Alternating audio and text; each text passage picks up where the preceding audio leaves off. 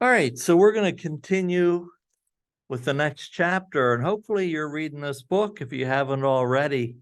But chapter 14, it's called Language, Miracle, and Tyranny. And so we're more than halfway through this book. And I do keep checking in the other textbook too to make sure we don't miss anything. But I think I'm sharing the best information with you. If there is a chapter or something that the body keeps a score doesn't cover, I'll definitely go over it in class with you. So, I think that um, this is kind of an interesting thing. It continues on where the last chapter left off. But after the World Trade Center uh, attack, um, they thought that there would be a huge influx of clients for therapy in New York City. So they thought this was the perfect opportunity to do some studies, and they wanted to try to pick certain therapies to use to treat those who were traumatized by 9/11. The author and I don't think that they chose the best types of therapy, but it was something to start with. So they did choose CBT because it was very measurable, but they also chose psychoanalysis for a strange reason, because if you had the theories course, you know that uh, you know Freud and his colleagues started uh, in Europe, but uh, the movement first moved to New York City. And so in America, there is there are a lot of practicing psychoanalysts in New York City. And Woody Allen's been in psychoanalysis for like 20 years. I don't think it's helping him, but um, he'll tell you all about it. Uh, but that's the other reason they chose it, because there were so many psychoanalysts in New York. I think they should have gone with a trauma-centered therapy. But it's neither here nor there because nobody showed up. And that's the interesting thing. So, all the people that were involved in this study, is like, this is one of the most traumatic events in New York history, or in the history of the United States, other than like a war. And, they're like, well, why aren't people coming to therapy? And so a few years later, they followed some of the individuals who had actually escaped from one of the towers. And it was about 250 individuals. And they interviewed them, and they asked, uh, how are they doing? Did they work through this trauma? What helped you to work through it? Did you go to therapy? And uh, what they mentioned were all of those more holistic treatments other than talk therapy. And they mentioned acupuncture, massage, yoga, um, a lot of the more physical treatments rather than the more psychological or emotional treatments. Um, so that kind of reinforced uh, what we've been talking about the last few weeks. Um, a few did go and get treated with EMDR. We're going to talk about that probably next week. And so I think that uh, one of the interesting things is that, yes, as I read this, I keep feeling like this push and pull between talk therapy. It's like, you know, it talks about incorporating the physical with talk therapy of all kinds. And, you know, so Freud thought, oh, talk therapy, once they process the problem, they're good to go. But it's not quite that simple. And that's why, you know, they really talk about incorporating multiple modes of treatment. So, one thing he wrote was getting perspective on your terror and sharing it with others can reestablish the feeling that you're a member of the human race. After the Vietnam veterans I treated joined a therapy group where they could share the atrocities they had witnessed and committed, they reported beginning to open their hearts to their girlfriends. So the interesting thing is that, you know, it affected all areas of their lives, all types of relationships, because they were so guarded, and because it shut down so many of their, you know, emotions. And he gave the example of Helen Keller, which is really an interesting story. And one of my friends went to college, and his roommate worked for one of the institutes for blind students.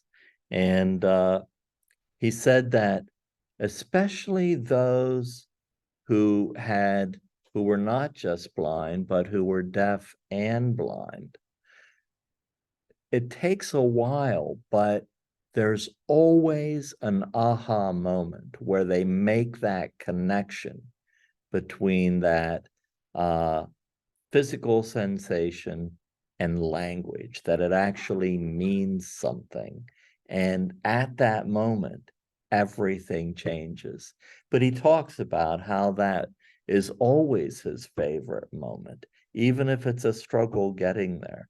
So Helen Keller's moment was when, you know, her therapist would put one hand under water, and she would feel the water, take the other hand, and you know, sign the word water in her hand.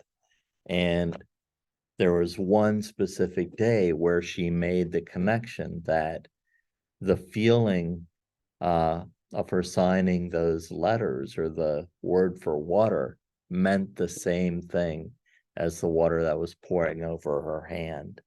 And after that, the understanding and the use of sign language grew exponentially because the first connection had been made.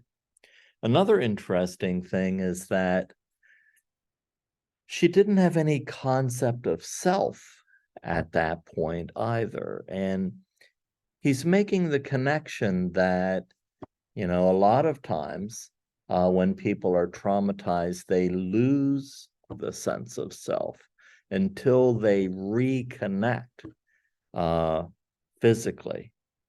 So the combination of language, emotion, and physicality, that combination can bring about healing and reconnection of the three. The other thing I thought was interesting is that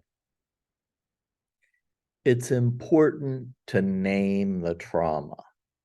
And, you know, a lot of times there is irrational thought process. There are irrational thought processes with trauma. And so to some degree, things like CBT and REBT can be helpful. But he sees these irrational thought processes as part of the past trauma, not part of the present moment. It's like a lingering from the past, these irrational thought processes.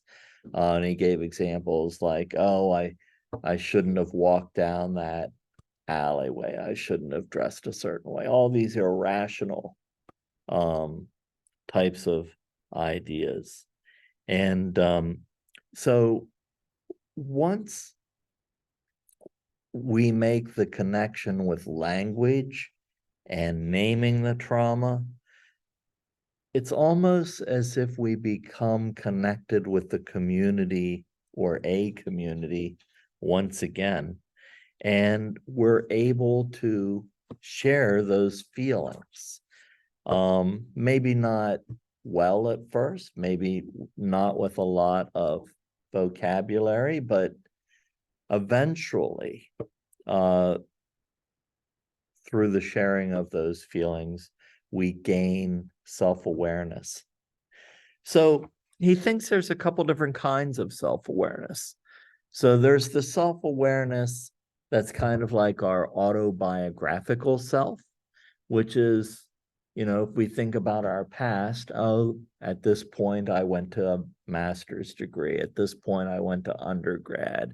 At this point, I was in a certain relationship. And you can kind of look at your past life chronologically and come up with a timeline of events in your life that say, well, this is kind of who I am and how I got here. But the other type, and that chronological one has a lot to do with language. But there's also the type of self-awareness that brings us into the present moment. So mindfulness of self. And that has more to do with physicality. And so, a lot of times he'll notice that when people are sharing some type of story, that their body language does not match their verbal language. Now, I would usually look at things like, does mood match affect? So if they're clients talking about how sad they are, but they're smiling, their mood doesn't match their affect.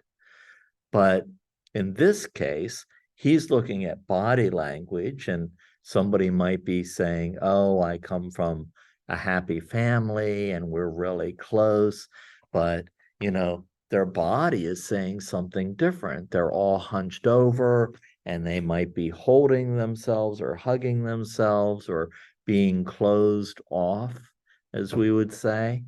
And so sometimes we can call attention to that. And like Pearls and Gestalt would say, well, what would your body be saying right now?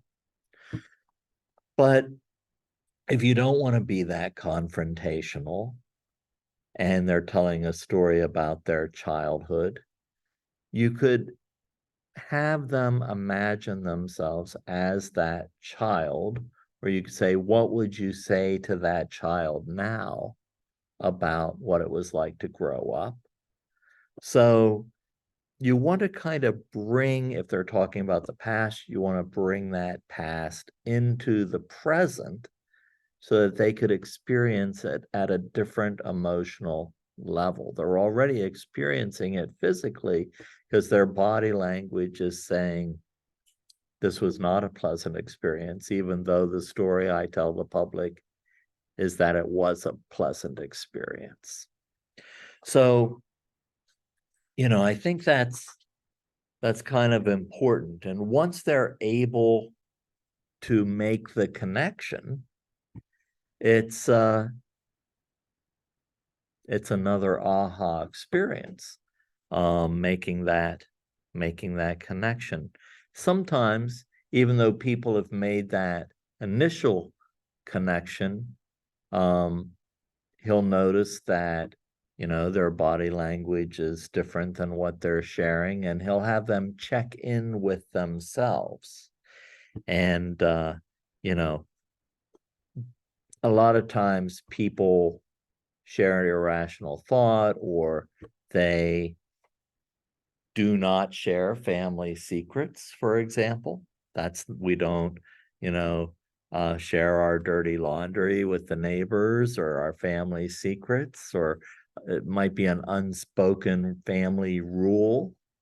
And so a lot of times that just becomes what they were used to.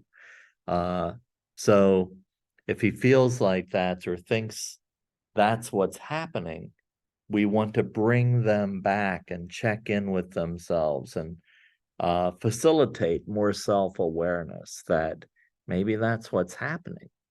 Maybe you don't actually feel this way. How do you really feel about this? So when he talks about uh, like journaling or writing things down, um, journaling is very different than just what happened today. Many times people keep a journal and it's kind of a, this is what happened today in my life. And they even sell like journals that are 1 year journals. And it's kind of a combination of a calendar and a journal. But journaling can be more therapeutic. In my skills class, so many students want to problem solve. And one of the things they always talk about with a client is, well, why don't you keep a journal? But a therapeutic journal is very different than just a daily, this is what happened today. So a therapeutic journal, there's a lot of different ways that people can write in a daily journal. I keep a journal, but I'm not really regular. But one of the things I noticed when I was trying to write, either creatively or, sometimes I write sermons or whatever I'm trying to write or write in a journal, I noticed that when I'm typing on a computer, it doesn't seem as personal or heartfelt. It's hard to explain, or creative. And I wasn't sure how I was getting stuck. And then somebody told me that typing actually uses a slightly different part of your brain than writing things by hand. And so I decided to write everything that I wanted to be creative, and I could retype it if I needed to. But it changed the whole flavor of what I was writing. It was definitely a more emotional and feeling way to express my thoughts. And I seem to access a little more creativity. That's just me. Some people, they might prefer typing. One of my old professors would have us, if we were right-handed, he'd have us try to write with our left hand. If they were left-handed, he'd have us try to write with our right hand because it accesses a different part of the brain. And then one of the things we're going to try in here is, I call it auto writing because that's what my professor called it. They call it something else in the book, but it's really about like free association. It's somewhat Freudian, but it's a way to tap into unexpected emotional connections and come into contact through something physical like writing. I think a lot of times that I do get to write in a journal. We could also have a prompt. It could be anything. He used the example of a wooden spoon. One person might remember baking cookies with their mom and stirring the cookie batter. Another person might see that wooden spoon as punishment. So People see different prompts in different ways and have different recalls about their experiences. The one of the things that we're going to try to do is when we try auto writing is just writing nonsense, not thinking about what we're writing. That might sound difficult, but eventually some word will be written that will prompt you to write more. And so it's kind of like doodling almost, only it's using language. Doodling's another kind of interesting thing. Teachers used to hate it when I would doodle in class. But I think it's a positive thing. You can doodle in my class. Just don't draw crazy pictures of me. So let's see. So as we begin this process, eventually an image will emerge, a word will emerge, and we kind of have to not force it to happen. It has to happen naturally. So we're going to try that one of these weeks. He gives examples of all different types of writing and talks about a really interesting study. I don't think we can do this study today. He did it in a psychology class at a college back in the 80s. But, he would have them write about the most traumatic experience. That's not something we would do right now. But I think that one of the interesting things that comes up is that he even shows examples of the handwritten notes in the book. And when the topic of the subject changes, the handwriting changes.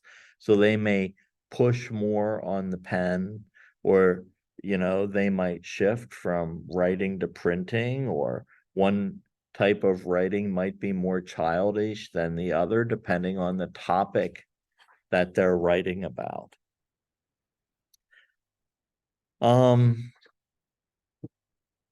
Yeah, I think that one of the cautions, is like, okay, well, what do we do if they become overwhelmed, if a client becomes overwhelmed? And I like this paragraph that he wrote. He said, we start by establishing inner islands of safety within the body. This means helping patients identify parts of the body, postures, movements where they can ground themselves.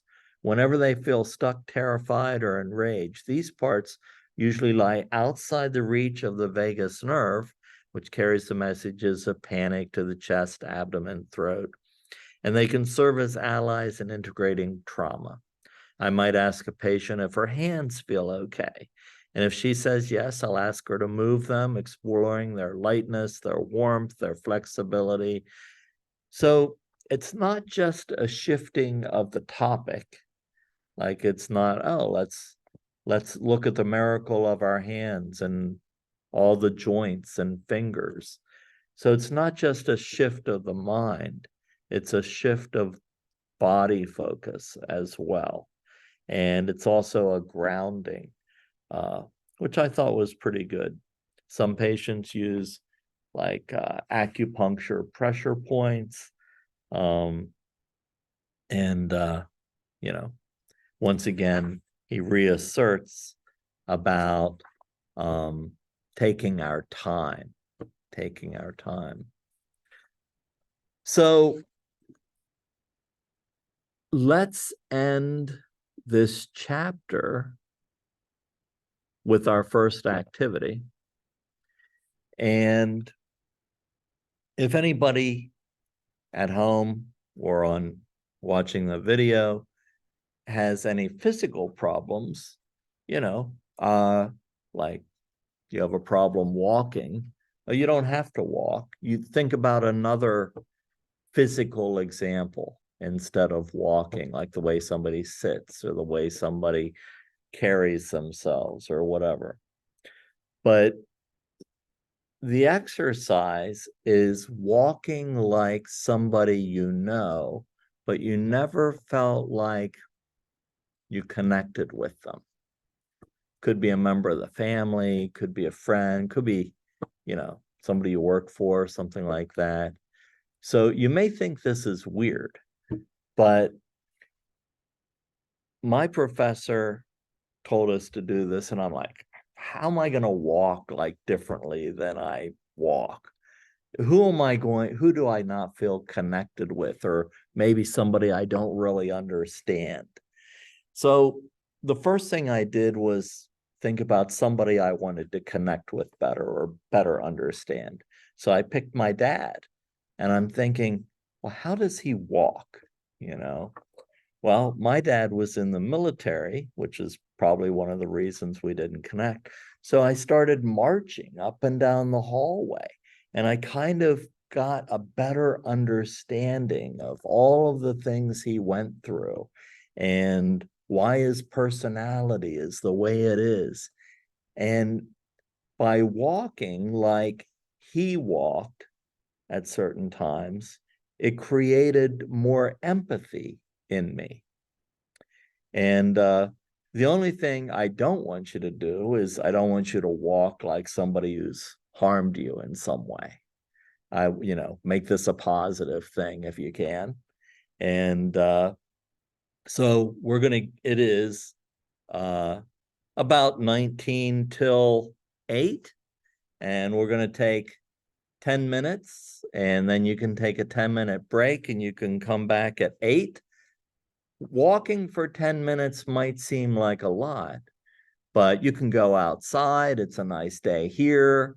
Walk around, but, don't make this a social thing. This is not, I'm going for a walk with my friend talking.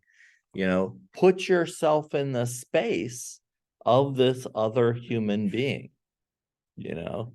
So it is a singular activity. And I'm going to stop recording, but when you come back, you can share what this is like. So I will see you at 8.